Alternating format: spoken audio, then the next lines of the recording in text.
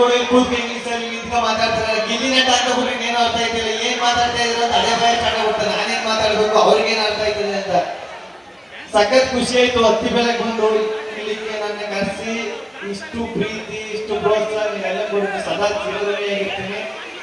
ಇನ್ನೊಂದು ನಮಗೆ ಕರೆಕ್ಟ್ ಆದ್ರೆ ಸಾರ್ ಒಂದೇ ಒಂದು ಸುಳ್ಳು ಹೇಳ್ಬಿಡು, ಸರ್ ನಮ್ದು ಚಿಕ್ಕ ಸ್ಕೂಲ್ ಸರ್, ಬನ್ನಿ ಸರ್ ಅಂತ. ದೊಡ್ಡ ಸ್ಕೂಲ್ನೇ ಕಟ್ಟಿದ್ರಿ ಸರ್, ಚಿಕ್ಕ ಸ್ಕೂಲ್ ಅಂತ ಯಾಕಂತೀರಿ ಸರ್, ನಿಮ್ಮ ಮನಸ್ಸು ಅಷ್ಟೇ ದೊಡ್ಡ ಬಿಡಿ ಸರ್. ತಂದೆ ಕೃಷ್ಣಪ್ಪ ಸರ್ ಅದೆಲ್ಲ ನೋಡಿದೆ ಸರ್.